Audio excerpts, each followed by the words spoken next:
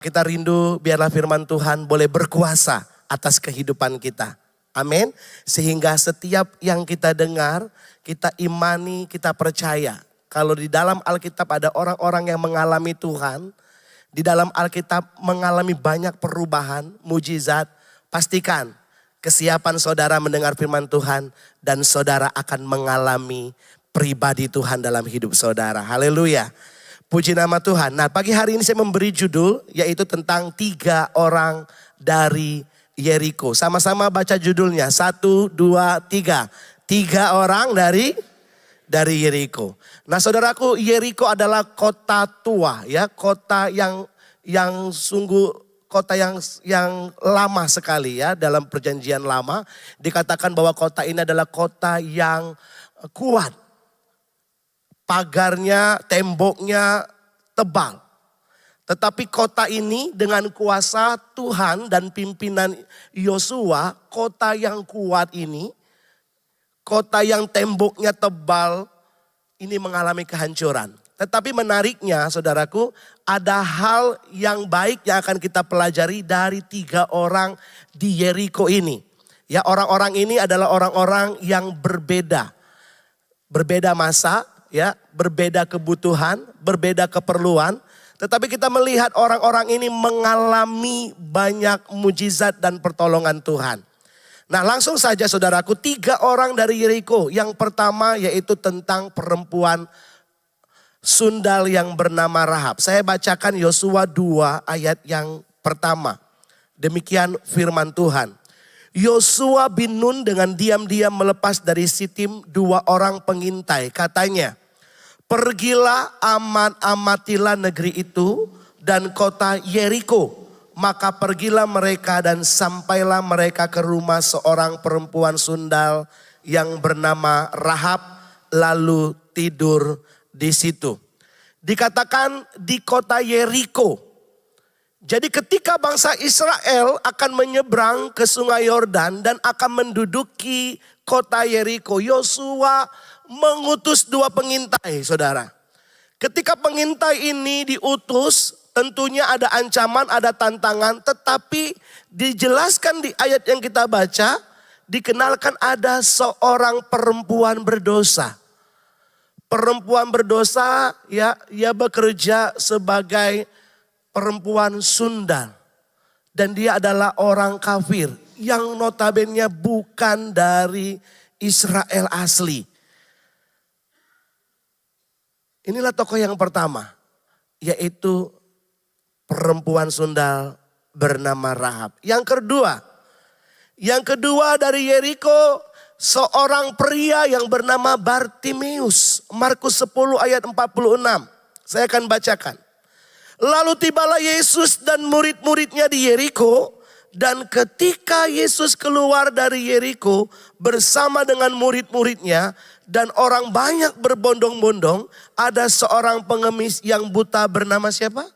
Bartimeus, anak Timeus, duduk di pinggir jalan.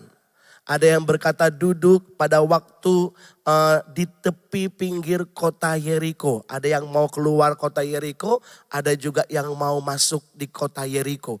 Seorang pengemis, seorang yang buta. Dan kehidupannya hanya membutuhkan belas kasih dari banyak orang. Inilah tokoh yang kedua. Dan yang ketiga, yang sering kita dengar yaitu tentang seorang pria, Zakeus. Lukas 19 ayat 2. Perhatikan di sini. Di situ ada seorang yang bernama Zakeus. Ayat 1 dulu saya akan bacakan. Yesus meneruskan perjalanannya kemana? Ke kota Yeriko. Dan melalui kota itu, di situ ada seorang bernama Zakeus. Kepala pemungut cukai dan ia seorang yang kaya. Jadi di kota Yeriko juga Yesus berjumpa dengan seorang pemungut cukai yang bernama Zakeus. Seorang yang bekerja buat bangsa Romawi. Seorang yang memungut pajak lebih banyak sehingga dia menekan bangsanya sendiri. Inilah Zakeus, tokoh yang ketiga. Nah, ketika kita melihat 3 tokoh ini yang dari Yeriko ini, mereka punya kebutuhan yang berbeda. Tetapi kita melihat ada kesamaan yang akan kita pelajari pagi hari ini tentang 3 tokoh dari Yeriko ini. Yang pertama, mereka sama-sama perlu pertolongan Tuhan. Mereka perlu pertolongan Tuhan. Kalau kita lihat dari Rahab. Rahab ini adalah perempuan yang berdosa. Perempuan tidak baik.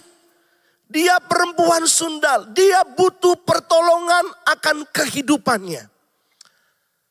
Siapa sih yang gak pengen dilepaskan dari dosa, saudaraku? Terkadang ada orang-orang yang melakukan hal yang tidak benar karena terpaksa. Tetapi hati kecilnya dia tidak mau ada di dalam lumpur dosa. Dia tidak mau terus berdiam di tempat dosa. Sehingga ada keperluan yang sangat dalam sehingga perempuan ini perlu pertolongan Tuhan. Coba Yosua 2 ayat yang 11 saya akan bacakan. Ketika kami mendengar itu tawarlah hati kami dan jatuhlah semangat setiap orang menghadap kamu. Sebab Tuhan Allahmu ialah Allah di langit di atas dan di bumi di bawah. Maka sekarang bersumpahlah kiranya demi Tuhan bahwa karena aku telah berlaku ramah terhadapmu, kamu juga akan berlaku ramah terhadap kaum keluargaku. Dan berikanlah kepadaku suatu tanda yang dapat dipercaya. Ayat 13. Bahwa kamu akan membiarkan hidup ayah dan ibuku, saudara-saudaraku yang laki-laki dan yang perempuan, dan semua orang-orang mereka, dan bahwa kamu akan menyelamatkan nyawa kami dari maut. Dia tahu tentang Allah Israel, dia tahu akan ada waktunya bahwa mereka akan dibinasakan. Mereka akan dibunuh, kota itu akan hancur. Dia tahu waktu itu sudah tidak lama lagi.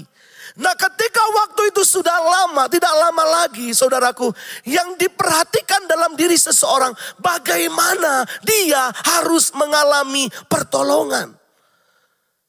Bagaimana dia dapat diselamatkan. Bagaimana dia harus keluar dari persundalan. Karena waktu sudah tidak lama lagi. Dari pengharap, dari doanya dia berharap ayah, ibunya, bahkan nyawa kami lepas dari maut. Wanita ini butuh pertolongan. Saudaraku dalam kasih Yesus Kristus. Kalau kita ada sampai hari ini itu semua karena kasih karunia Tuhan. Waktu yang diberikan Tuhan dalam kehidupan kita adalah suatu waktu kesempatan yang milik Tuhan diberikan buat kita. Tetapi perempuan sundal ini dia menggunakan waktu yang singkat itu. Ketika waktu saatnya Yeriko akan dihancurkan, maka dirinya dan keluarganya juga akan binasa. Tetapi perhatikan, di waktu yang singkat ini, dia tidak main-main dengan waktu. Dia butuh ditolong oleh Allahnya Israel. Bagaimana dengan kita? Saya percaya setiap kita butuh pertolongan Tuhan. Amin. Tokoh yang kedua, Bartimeus. Sudah sangat jelas, dia seorang laki-laki yang buta, dia meminta-minta, dia mengemis, dia butuh belas kasihan banyak orang. Tetapi apa yang butuh ditolong dari seorang pria buta ini, saudaraku. Kalau kita lihat ayat yang ke-51 dari Markus 10, dikatakan tanya Yesus kepadanya, apa yang kau kehendaki supaya aku perbuat bagimu? Bukan harta, bukan kekayaan, bukan lainnya. Tetapi dia menjawab apa?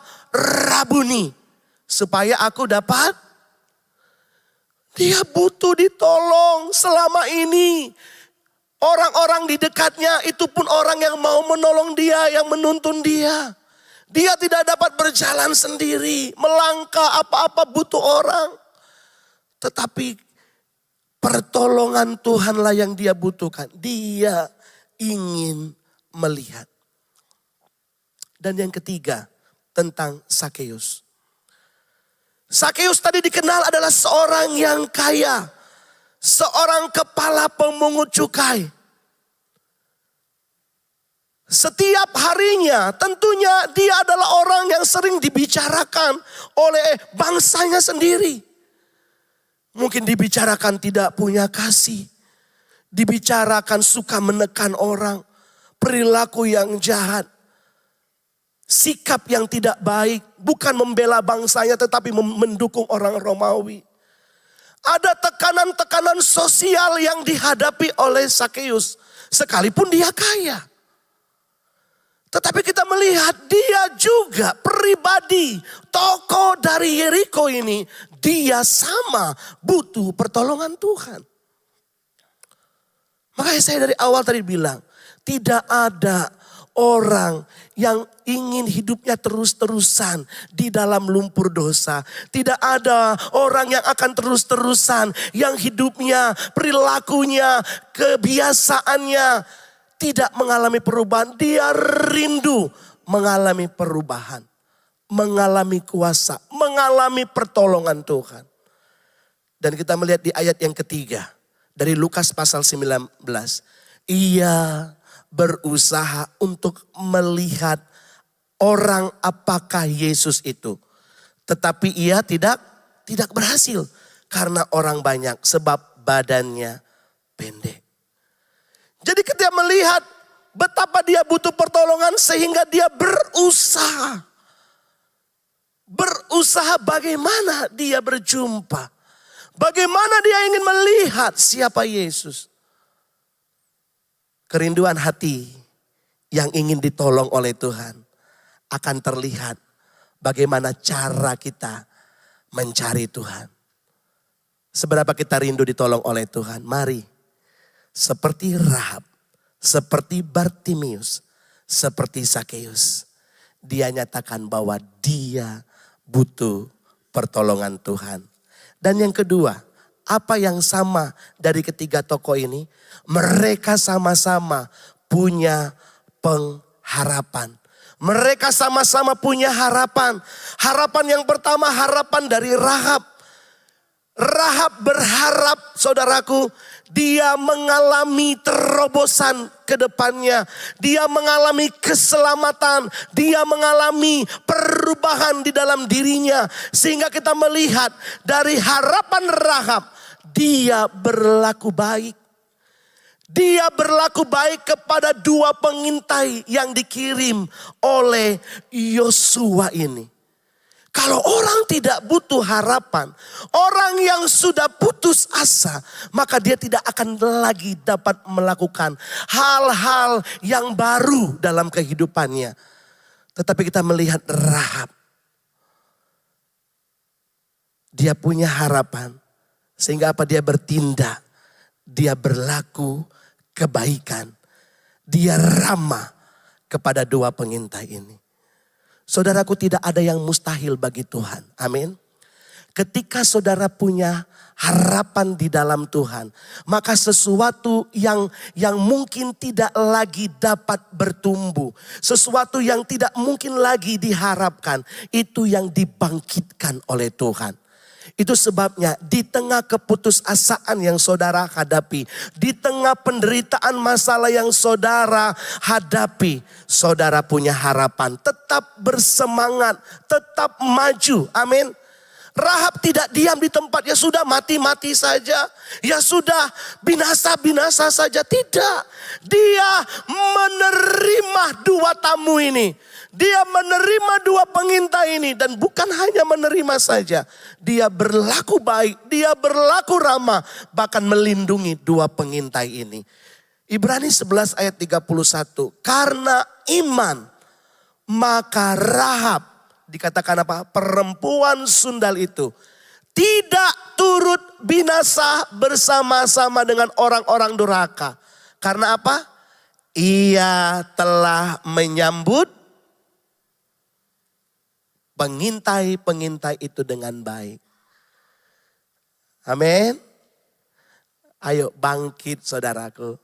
Dari keterpurukanmu. Dari permasalahan yang tidak kunjung selesai. Wanita ini punya harapan. Harapan terlihat dari seseorang yang berusaha melakukan yang terbaik. Sekalipun dia gagal. Harapan terlihat dari seorang yang berjuang dalam kehidupannya. Sekalipun dia belum melihat jalan, belum melihat pintu terbuka. Dia tetap berusaha, dia tetap setia, dia tetap melayani, dia tetap mengasihi. Karena apa? Karena dia punya harapan. Ada masa depan di dalam Tuhan. Bagaimana dengan Bartimius? Bartimius sama. Dia juga memiliki harapan. Ia punya harapan saat Yesus melewati kota Yeriko. Baginya ini adalah kesempatan untuk dia dapat diubahkan. Untuk dia mengalami pertolongan Tuhan. Markus 10 ayat 50, perhatikan ini saudaraku. Lalu ia menanggalkan jubahnya, ia segera berdiri dan pergi mendapatkan Yesus. Ia apa? Meninggalkan jubahnya, lalu ia pergi mendapatkan Yesus. Dia sudah lama mendengar tentang Yesus. Dan harapannya ketika Yesus lewat masuk atau keluar kota Yeriko. Dia ingin berjumpa dengan Yesus. Dia ingin taruh harapannya bahwa Yesus sanggup mengubah kehidupannya. Dari ayat yang kita baca saudaraku. Dijelaskan bahwa di dalam Yesus ada harapan. Ketika saudara ingin mengalami perubahan dalam hidup saudara. Kita mau keluar dari zona di mana zona ini membuat saudara hilang pengharapan. Kita mau bangkit seperti Bartimius. Dia berseru dan bukan hanya berseru, dia meninggalkan jubahnya. Jubah pengemis saudara. Dia tidak mau hanya sebatas jubah pengemis. Dia percaya bahwa di dalam Yesus seorang yang buta, seorang pengemis mengalami perubahan di dalam Tuhan. Dikatakan meninggalkan jubahnya. Jubah pencariannya selama ini hanya mendapatkan belas kasih orang. Tetapi dia percaya saya tidak hanya diam di tempat ini. Tetapi dia akan melakukan perkara yang luar biasa ketika dia datang kepada Yesus sumber harapan. Amin. Itu yang seharusnya ada dalam kehidupan kita. Yang ketiga, harapan dari Sakeus. Sakeus juga punya harapan. Dia berjumpa dengan Yesus, ada satu harapan. Ia juga keluar dari segala tekanan yang dia hadapi. Dari sikap cara gaya hidup yang kotor, yang tidak menyenangkan hati Tuhan. Sakeus juga anak Abraham.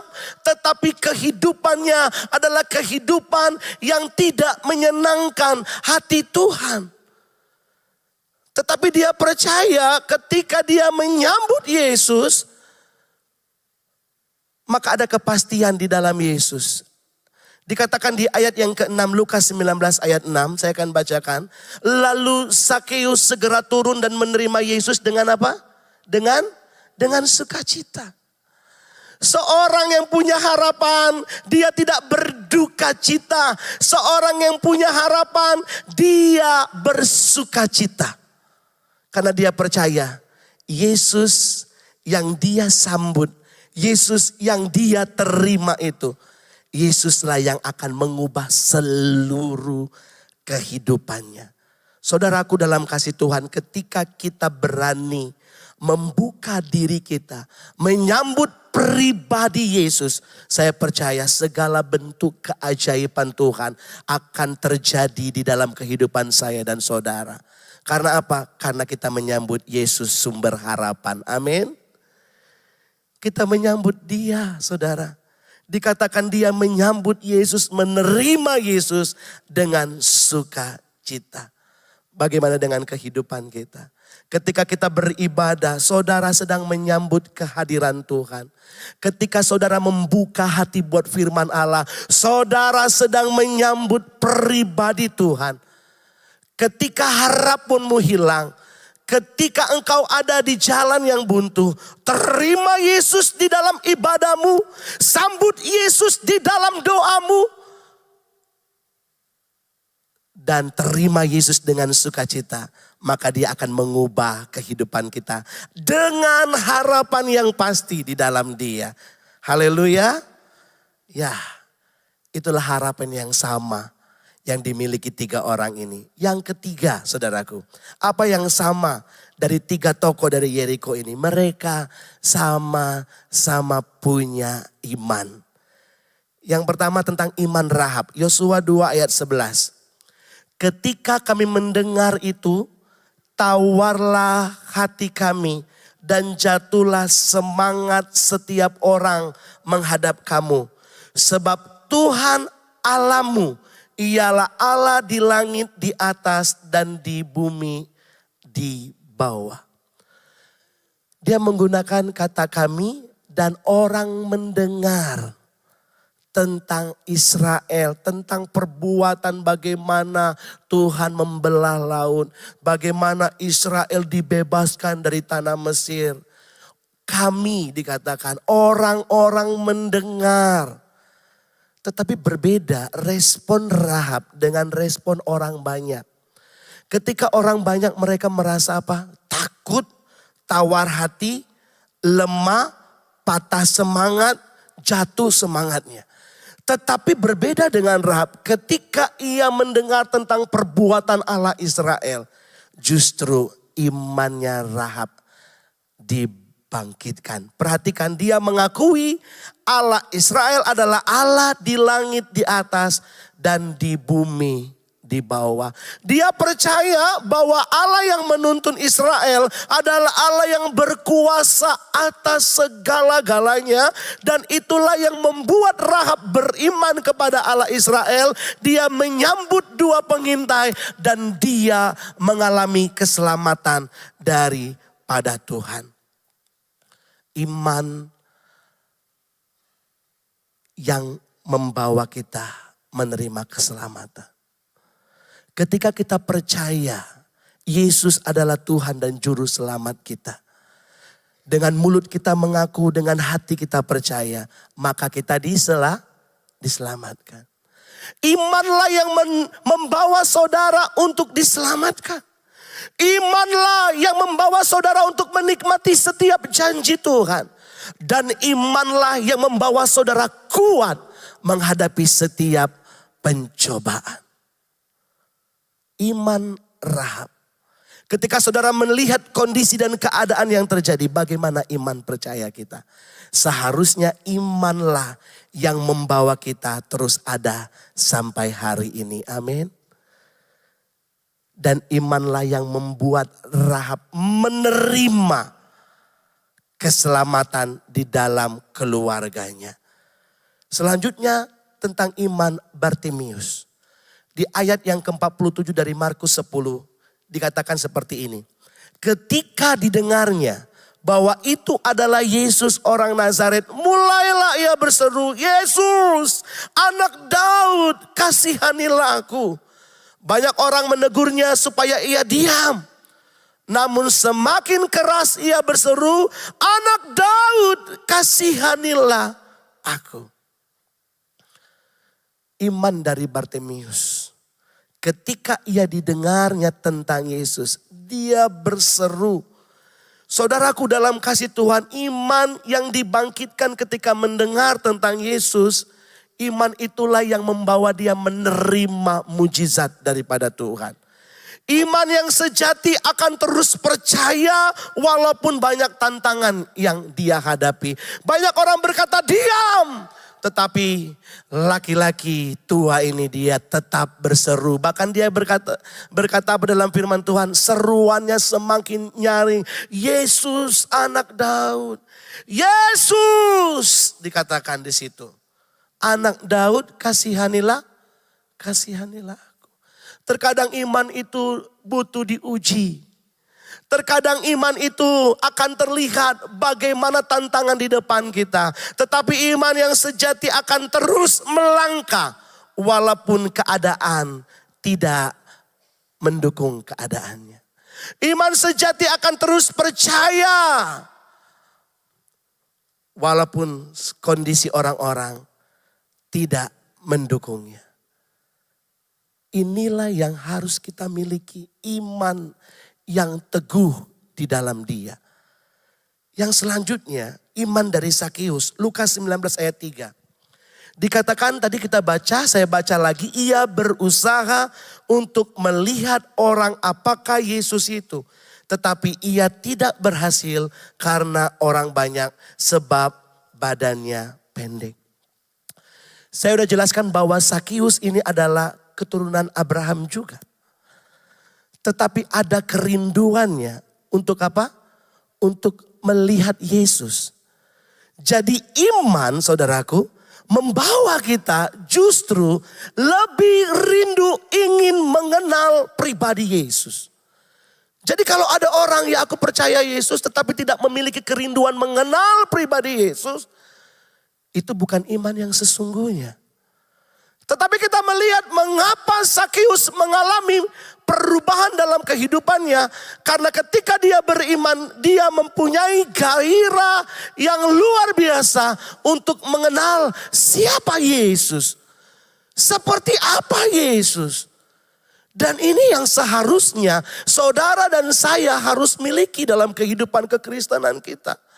Kita rindu Tuhan bekerja. Kita rindu mengalami hal yang sama. Keluar dari persundalan. Keluar dari lumpur dosa. Kita rindu mengalami kesembuhan. Kita rindu mengalami perubahan. Tetapi kita juga harus memiliki iman yang bertumbuh di dalam Dia. Amin. Kita mengenal Yesus. Tetapi kita harus lebih dalam lagi mengenal pribadi Yesus. Dan yang terakhir saudaraku, hal yang sama, mereka sama-sama mengalami perubahan dari Tuhan. Rahab dikatakan apa?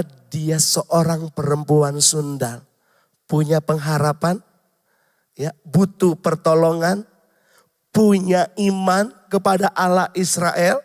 Dan apa yang terjadi? Dia mengalami perubahan. Tidak ada perkara yang mustahil. Kalau kita datang kepada Tuhan, yang rusak Tuhan dapat betulkan, amin. Yang hancur Tuhan dapat pulihkan.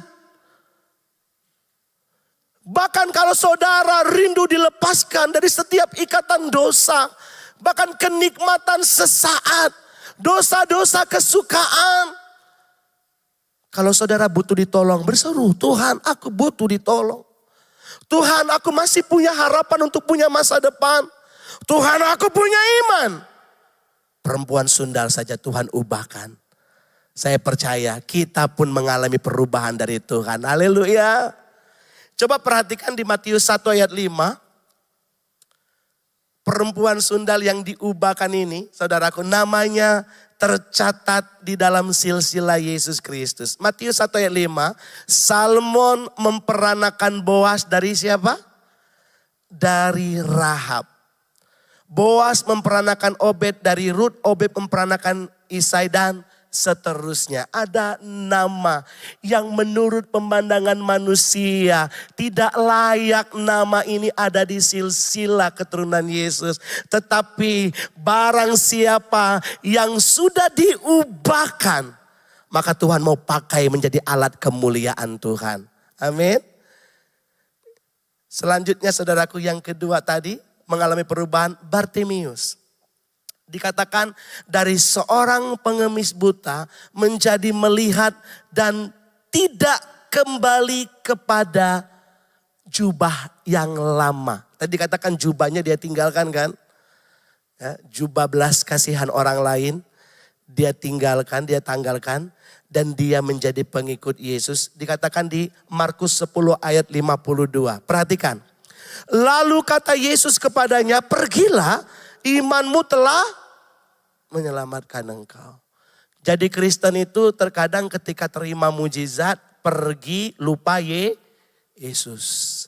Jadi Kristen itu kadang-kadang nerima banyak berkat Tuhan, dosa diampuni, pergi, tinggalkan Yesus. Tidak mau melayani, tidak mau setia, tidak mau mengasihi Tuhan. Tetapi setiap kita yang sudah menerima kasih karunia Tuhan, anugerah yang melimpah. Bahkan saudara bersyukur kalau saudara pernah mengalami mujizat kesembuhan daripada Tuhan. Ketika Yesus bilang pergilah, bukan berarti kita harus pergi meninggalkan pribadi Yesus. Ayat selanjutnya dikatakan apa? Pada saat itu juga melihatlah ia, lalu apa? Ia mengikuti Yesus dalam perjalanan Yesus. Dahsyat saudaraku. Ini yang dirindukan Tuhan dalam setiap orang percaya. Dia mengikuti Yesus di dalam perjalanannya. Perubahan bukanlah perubahan sampai terjadi perubahan. Amin. Kalau saudara sudah diubahkan Tuhan, perubahan itu akan terlihat dari bagaimana kesetiaan kita, bagaimana cara kehidupan kita, bagaimana perilaku kita, bagaimana kasih kita kepada Tuhan. Terus bertambah, terus mengalami perubahan sampai menjadi seperti Kristus. Itulah yang diinginkan Tuhan dalam kehidupan kita. Dari seorang pengemis butuh pertolongan, punya pengharapan, punya iman, dan dia mengalami perubahan. Dan yang terakhir tentang Sakeus. Seorang pemungut cukai. Dia mengalami kelahiran baru. Dia hidup dalam persekutuan dengan Kristus. Dikatakan di ayat 8 Lukas 19. Perhatikan ini.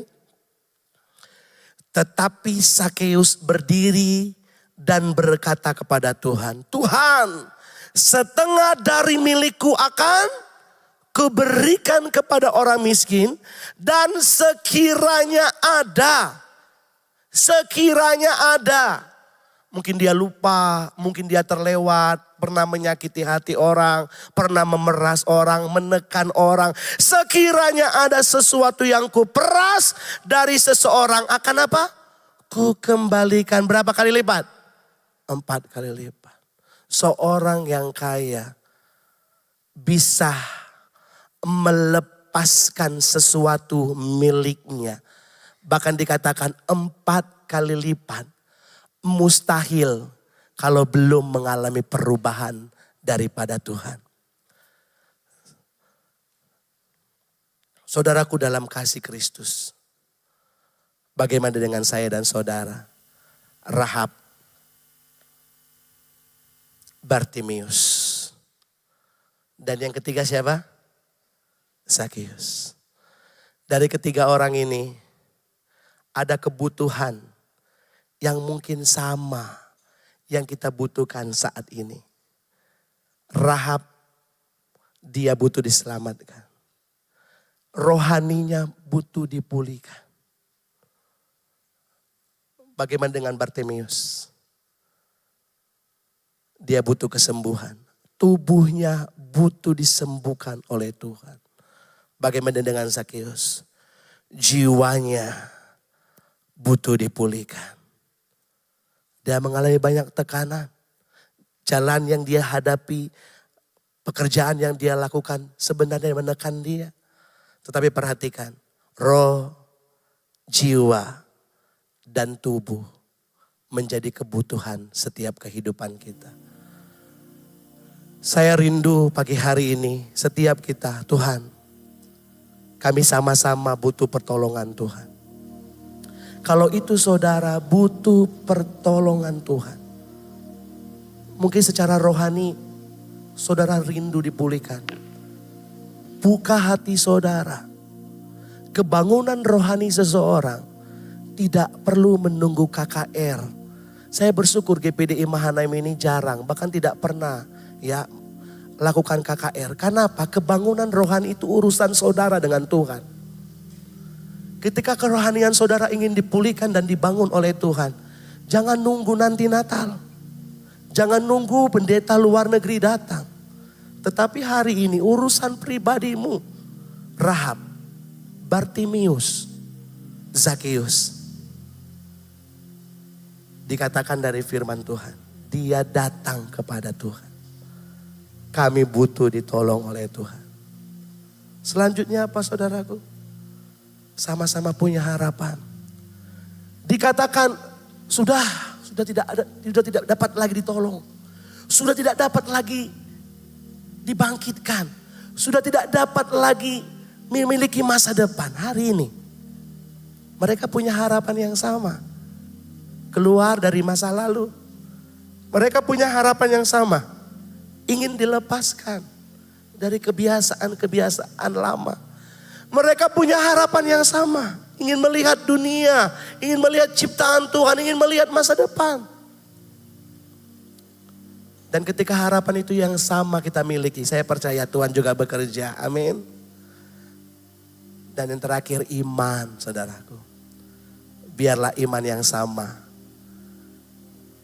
Iman yang percaya kepada Dia. Itu yang mengerjakan keselamatan. Itu yang mengerjakan kesembuhan. Itu yang mengerjakan pemulihan dalam hidup saudara. Bagaimana dengan iman kita? Saudara meragukan Tuhan? Beberapa dari kita mungkin bisa berkata, aku pernah meragukan Tuhan. Karena sampai detik ini, saya belum melihat mujizat. Tetapi kalau mujizat itu rindu terjadi dalam roh, jiwa, dan tubuh saudara. Bangkitkan iman saudara, Tuhan aku mau percaya. Haleluya. Tuhan aku mau percaya bahwa Tuhan dapat melakukan yang sama dalam kehidupan saya.